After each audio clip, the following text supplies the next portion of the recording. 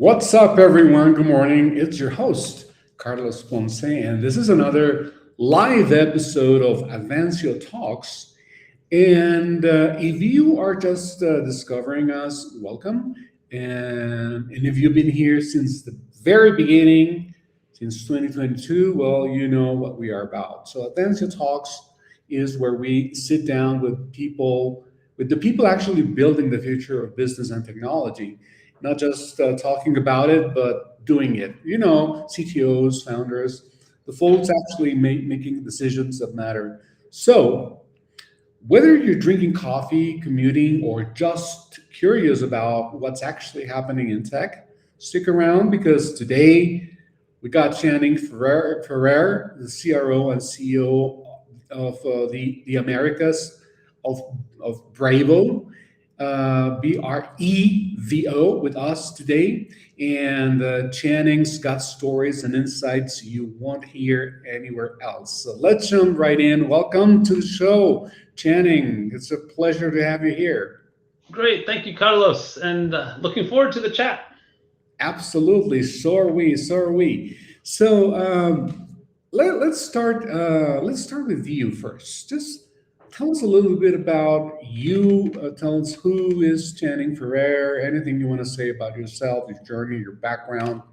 Uh, please. Yeah, sure. I'll keep it short and simple here, but ultimately, I've been with Brevo for about 7, 8 months now, and I'm the Chief Revenue Officer globally, and then the CEO of the Americas region for us. I've been in and around the marketing technology world for a long part of my career. Brevo is in the MarTech space, where a marketing automation solution.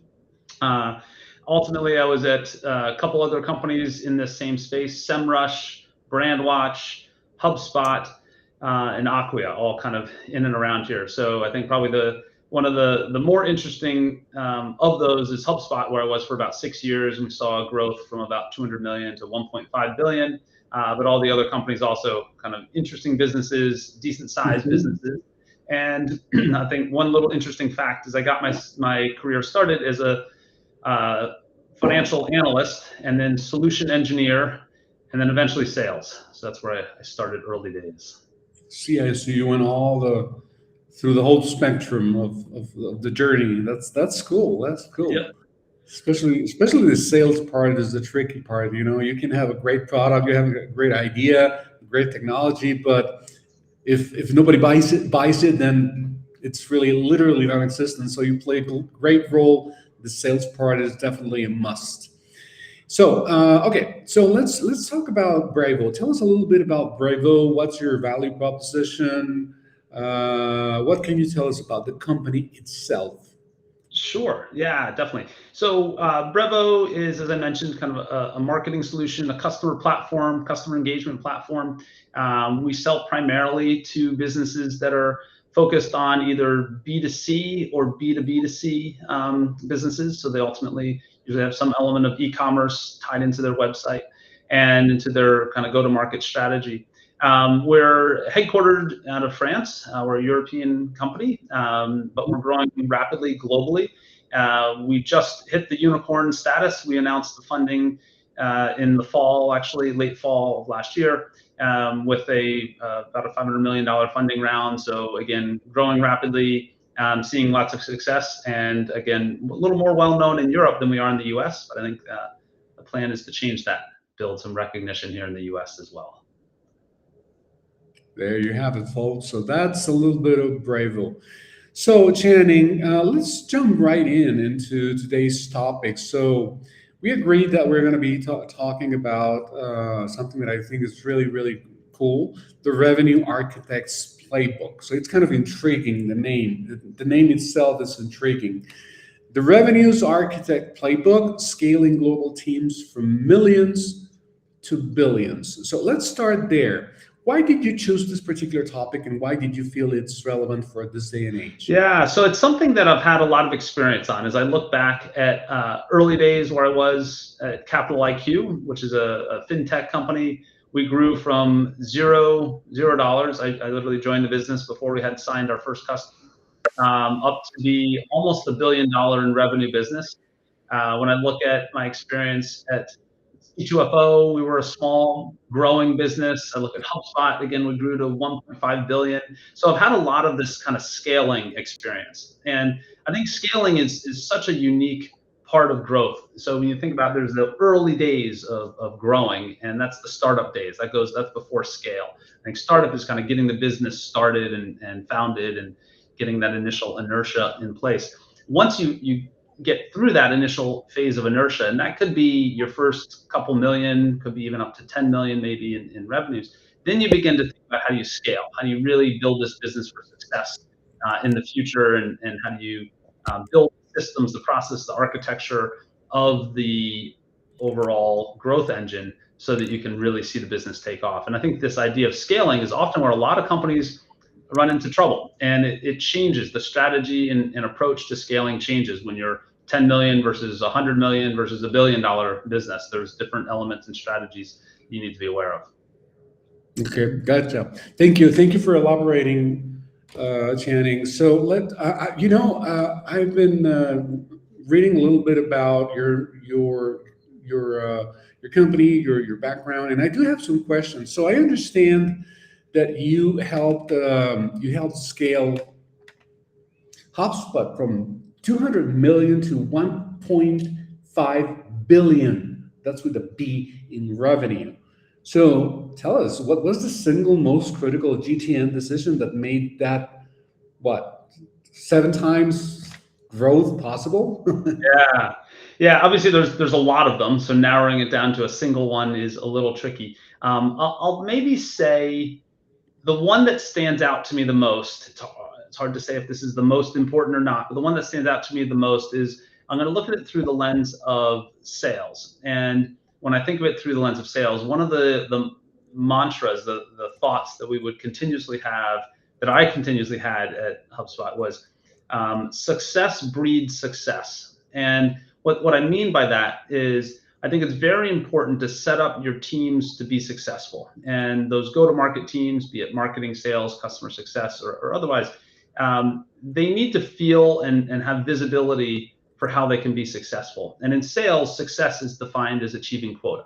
Every role can differ a little on that. So what I mean by success breeds success is if your sales team believes they can be successful, they will be successful, and they'll overachieve on that success. If they don't believe those quotas are attainable, if they don't have a belief that they can get to their goals, they'll be frustrated. They might leave. They might not try as hard. So again, I always would lean heavily into this idea of success breeds success. We need to give visibility of success and allow people to feel that success, and then they will be more successful as well.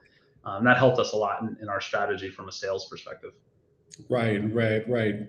So, well, thanks for sharing the secret sauce. Okay, I'm sure a lot of folks out there who are builders and are paying attention.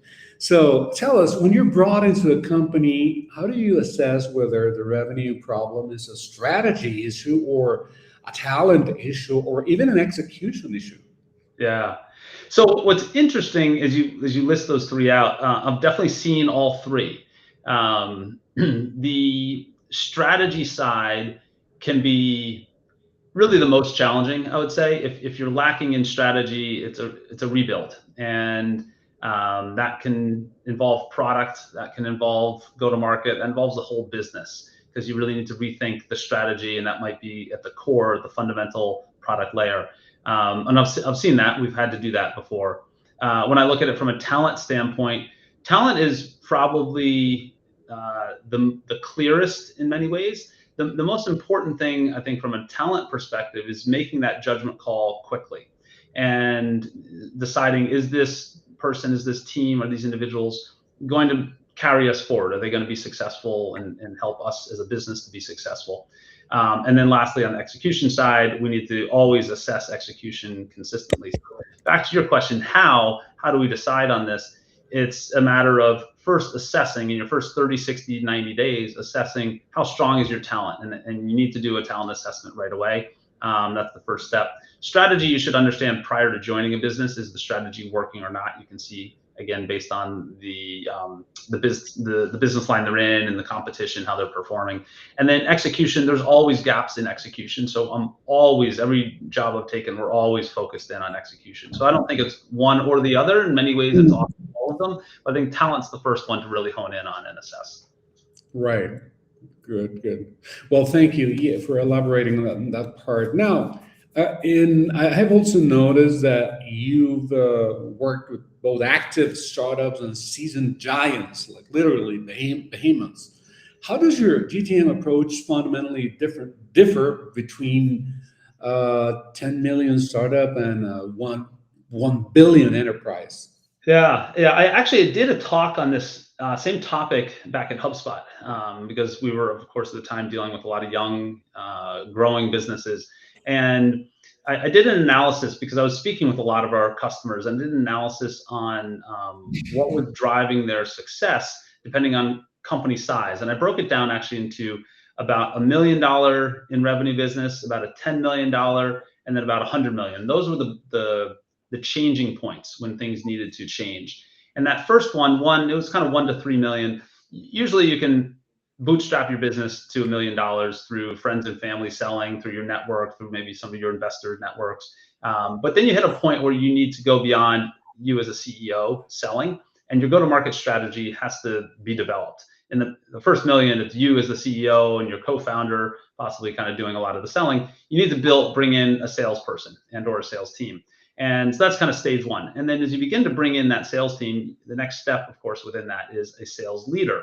And what I think is really important there when you're sub 10 million is bringing in that sales leader who's very hands-on. You don't need this very senior sales leader. You want a manager, typically, maybe director level, but someone who can be very hands-on, who can think a little strategically, but there's not a lot of strategic decisions that need to be made when you're doing 3 or 4 million in revenue. You need someone who's going to be closing deals, who's going to be very hands-on with customers. Then as you get past that 10 million threshold, now you really begin to think about strategy, and you need more go-to-market strategy. The CEO is spending less and less of their time on the go-to-market side. So you need someone who can help drive that go-to-market strategy. You need RevOps resourcing. You have to begin to build that's what I would call the surround sound that supports the sellers. So RevOps, sales engineers, BDRs, all those roles begin to come into play. And so once again, you need a new sales leader. Either your current leader can grow into this, or you need to think of someone new who can think more strategically and more holistically around that go-to-market strategy. Then as we elevate and move into the thresholds of 50 to 100 million, now you're really going to begin thinking multi-product. Most likely, you're going to be thinking, how do you manage the retention in a much more effective way? How do your sales team and your CSMs work together? What's your upsell strategy? So once again, you kind of rethink leadership. Maybe you have that leader who can grow into that role, which is ideal. If not, you need to look elsewhere to bring someone in. But you usually have a multifaceted go-to-market at this point, and that becomes a lot more complex, and you need to be thinking about it that way. And you really begin thinking about ops becomes much, much more important. Managing headcount, managing quota, managing all these different operational elements becomes really critical to see that scale occur, and right on $3 billion, and thereafter. Right, right. Yeah. So that's a great elaboration on the what I would call the strategy and the revenue growth. But I'd like to touch a little bit on the teams themselves, on building and scaling teams and everything that it entails. So tell us okay, let me put it this way: from Advancio's perspective of helping companies with build competitive tech teams, what's the most common mistake you see companies make when scaling their go-to-market organizations? Yeah, so this varies depending on the stage of the company, for sure. I'd say when I look at early stage businesses, I think one of the things that can get overlooked often is the need for operations, and when to bring those resources in-house, or even just when to invest in operational resources. Once you get to that point, as I mentioned, you're kind of at this $10 million threshold, ops becomes an important role in the business. And you want to have insight into what's going on in the business. So I'd say there's twofold within ops. It's number one, investing in the resource. People often will overlook that and the need for that, and they can sometimes make that investment too late. So I'd say Mhm. pull that investment forward. Once you have a sales leader, you need an ops person to support it. And then the Right. other one, what do you want from ops? You definitely want analytics. You want insights. So ensuring you have your data structure in place where you can get insights properly. There's great software and tools, of course, today to help drive that, but you need to have a good data infrastructure to actually pull the right insights out of the business. So again, making sure your ops person is very capable from a data perspective is really critical, so you can layer in the Mhm. right software to help build those insights. Okay, okay. And I do believe that you champion empowering teams as core to your philosophy, right? Yes, So very much. how do you balance empowerment with the accountability needed to hit aggressive revenue targets? Yeah, so I do believe people operate most effectively when they feel empowered, when they feel the opportunity to drive decisions forward and execute. And so that's when we say kind of empowering teams is at my core. I fully believe in that. I think giving leaders, especially, the ability to drive decisions and drive things forward. What my operating mantra is, I like to step back and give people the autonomy, the directors, reports, VPs underneath me, the autonomy to move things forward the way they want to move things forward, so long as we're hitting our goals. And what I love about the go-to-market world is we're very measured. Sales is very measured. Customer success and marketing are all very measured. If we're not hitting our goals, we're not going to build the business the way we want to build it. If sales doesn't hit their quotas, we're going to miss on our revenue targets, right? So when I begin to see someone missing on their goals, and again, all goals should be measurable.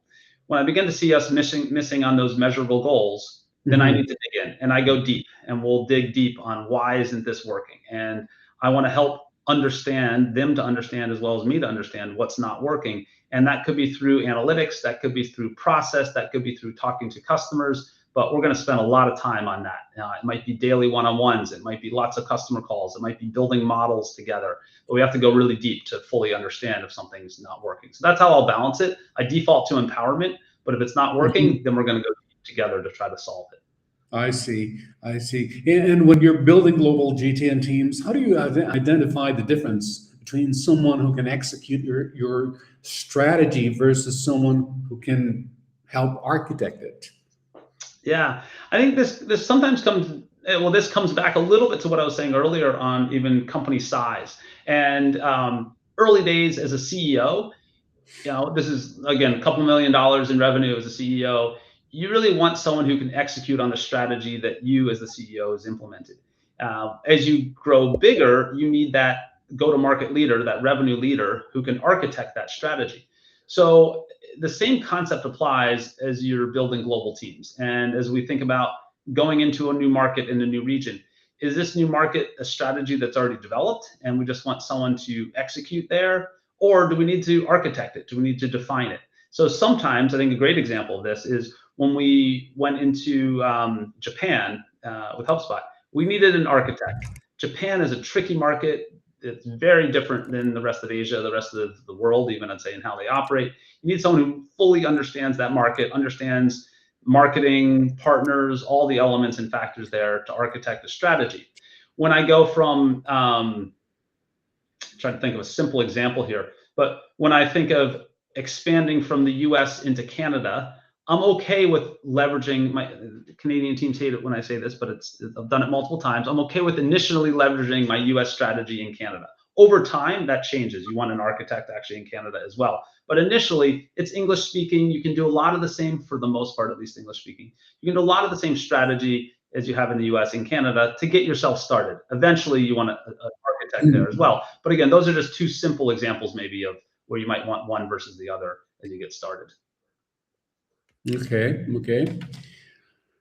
Um, let's talk about decisions, strategic talent decisions, if you will. So, um, I understand you have built GTM frameworks that continue to drive success at companies that, even after you've moved on. So, what makes a framework sustainable versus dependent on that leader who created it? Well, I would say any good framework should be sustainable. So if we're not seeing sustainability from a framework, that means it wasn't a strong framework, most likely. Hmm. I believe that whatever we're implementing, we need to be thinking not just the near term, not just this quarter, this half, even this year. It needs to be sustainable thereafter. And over time, that has to evolve, of course. Not every framework is indefinite. Most aren't indefinite. In fact, most need to change every year. But as you think and build frameworks and structures and processes, they need to extend well beyond this current period, quarter, half year.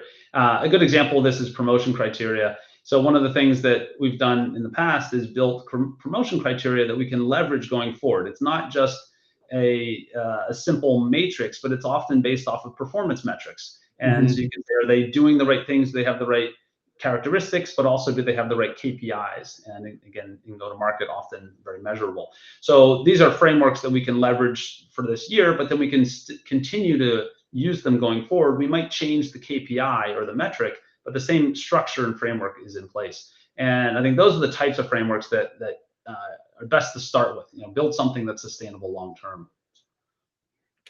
And um, I was thinking. I mean, so I got so many questions about so many things because this is a great topic, but we've talked about how you do things, your successes, and basically how to do things well in order to perform at the highest level.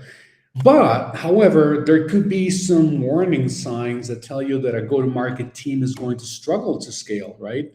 Even if they're hitting current numbers. So, what would you say that these key warnings are? The ones that tell you that the go-to-market team is going to have a hard time scaling.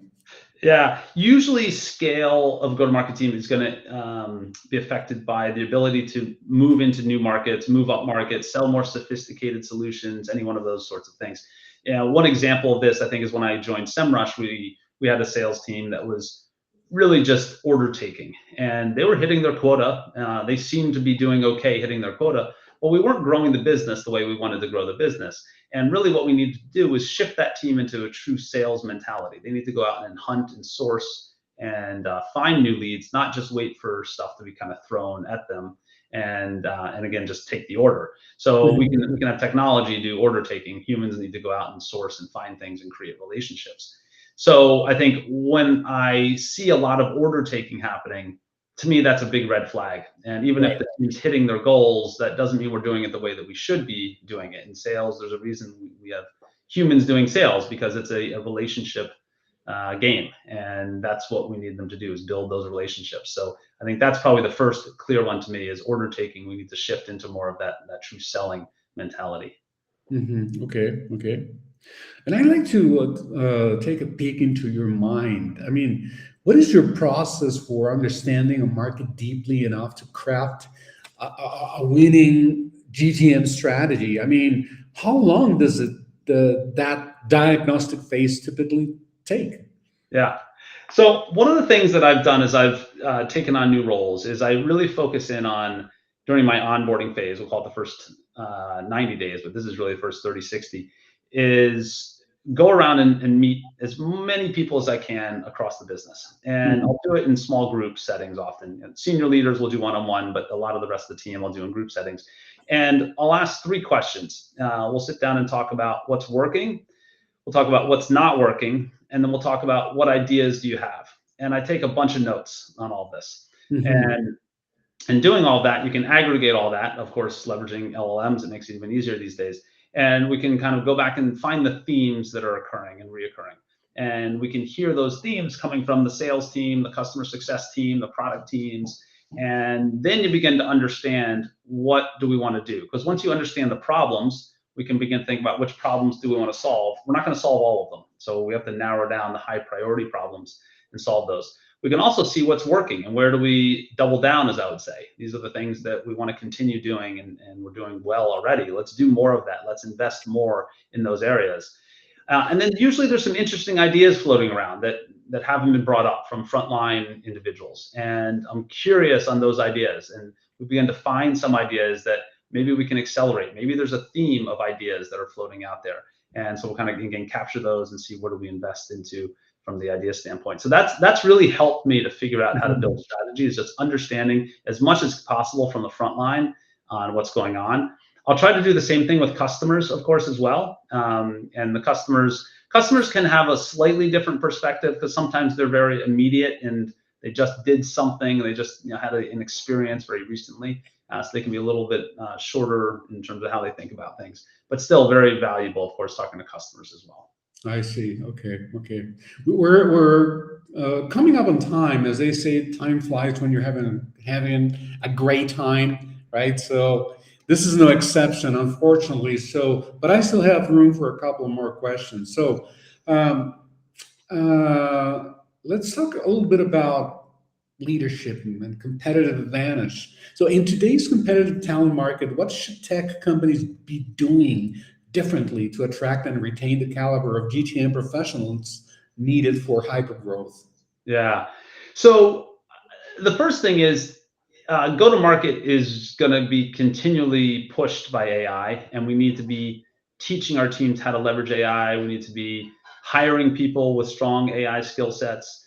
We need to be hiring new types of roles, go to market engineering type of roles that help build technology and build AI into processes. So I think in terms of attracting talent, I think the first step is what type of talent do we want? I think anyone with technical skill set can fit well into sales. Obviously, when you have that interpersonal skill set, but also having some element of a technical skill set, even if it's just simply understanding and leveraging AI effectively and LLMs effectively, that's a piece of it. Hiring go-to-market engineers, as I mentioned, is a piece of it. So again, looking for the right type of talent, number one. Number two is attracting that talent.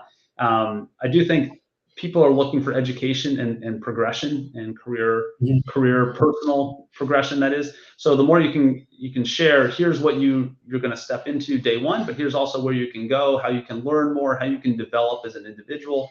I think that's really critical. And then thirdly is people like leaders. They want a strong leader. And I think the more as leaders, as we do the hands-on recruiting, we need to be a big part of that. We need to show that we're going to care and look out for all of our individual team members, and we as leaders need to be, again, active in that recruiting process. Absolutely. Okay, great. Well, my closing question is going to be looking ahead. Like, we always like to think in terms of what's ahead of us, right? What shifts do you see coming in GTM strategy and talent requirements that most companies aren't preparing for yet? Well, yeah, I think obviously this is going to tie into AI and where is AI going? And it's such a hard prediction these days in terms of how fast will AI evolve the go-to-market motion, how fast will it impact the way we think about marketing, sales, customer success, and so on. And I think that's really the key is looking forward. It's hard to look beyond the next 12 months, but I do think we can have some visibility into the next 12 months. And as we think about this year, what's going to happen with AI? How's that going to impact our go-to-market motions, our sales motions, marketing motions? And I don't recommend we try to think much beyond that. I think let's stay focused for now on the next 12 months, because that's easier. When we begin thinking 3-5 years out, it becomes very daunting to try to understand the impact of AI. So number one, I'd say focus on the next 12 months. And in that next 12-month window, the things that I see evolving are very much on the way we leverage technology, the way we leverage AI and what it does for us. And thus, I think people need to be as educated and knowledgeable as possible on how to use and leverage AI. We're still going to be in the world of agents, I think, this year.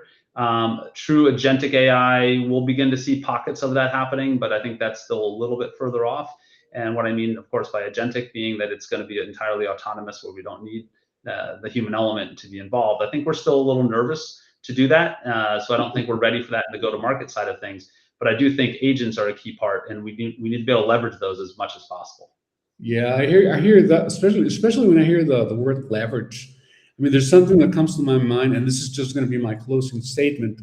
What do you think, or what's your personal take on Okay, I'll dare to use the word cliche because I think it's more of a cliche in social media these days. People are saying a lot, regardless of the space in which you are, people say a lot that AI is not going to take your job. Someone using AI will. What do you think of that? It's just a cliche, but I just got to hear it. Yeah, I mean, it is the reality. If we're not using AI, else is going to, and they're going to do it that much better, faster than we are. So it's critical to use it. So I think everyone in every role, today should be, of course.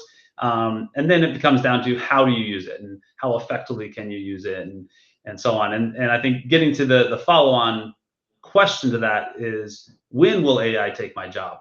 And I wouldn't worry about that yet. Again, I think let's stay focused on the next 12 months. I think if we all can be as efficient and effective as possible leveraging AI, we'll continue to be good go-to-market engineers in a sense. And Yeah. I bring that word engineer into the mix because I think that's the mentality. We need to be a little technical on how we think about Right. go-to-market. Right. Let's just make sure that we leverage AI, we use it, we adopt it, we embrace it. We just don't outsource our brains to AI, right? Right. That's a different scenario. Okay. Channing, it's been a great pleasure to have you on the show. We've run out of time, unfortunately, but I don't know. I would like to ask you if you have any final words of wisdom for the audience to something that and it's your time to shine. So, what's your final message in general for our audience regarding all the things that we talked about today? Yeah, so I'd say we need an LLM to synthesize this for us quickly. But I'll give you my quick non-LLM approach. Is number one, I think the human element is a key part of go-to-market, and that's not changing in the near term. So I think we need to continue to leverage the benefit of relationships, and that's what drives buying, and that's what drives selling and marketing, is that human element, and that's important. We need to find efficiencies through technology to help improve how we think about doing that. But again, that human element doesn't disappear. I think as we think about growth, we talked a lot about growing and what it means to move from millions onto billions. There's a lot of phases that companies go through in growth, and it's important to continually reevaluate which phase you're in, what do you need to be successful. One phase, what you need is going to be different than the next phase. So it's really important to continually, again, take a look at, where am I now? Do I need an architect or do I need an executor? And those will dictate the type of people we need to hire. Okay. So where can people go to learn more about you? Excuse me, I am assuming you're on LinkedIn, right? Yes, I am. So feel free to take a look at LinkedIn. You can follow me. I like to post, try to get a couple posts in a week if I can do it. There you have my LinkedIn at the bottom. So take a look. It's right there at the bottom. Just don't forget the numbers. Yeah. I always say that. I have always wanted to ask LinkedIn, how do I get rid of those numbers? Well, I'd say fortunately, there's not a lot of Channing Ferrers out there. So you can Yeah, always search that's a Channing good Ferrer. thing. Just go there and Channing Ferrer, and you'll get it. Channing Ferrer, comma Brevo. I mean, you can't miss it, folks. Exactly. Don't mind the numbers at the end, okay? So that's a good thing. How about your email? Is there an email that you can share with Yeah, us? sure. You're welcome to reach out. It's channing.ferrer@brevo.com. There we go. You see it on the bottom as well. So feel free anytime. Welcome to reach out. Happy to connect over email. And of course, the website, right? You can go to the website and reach out to the company, reach out to Channing.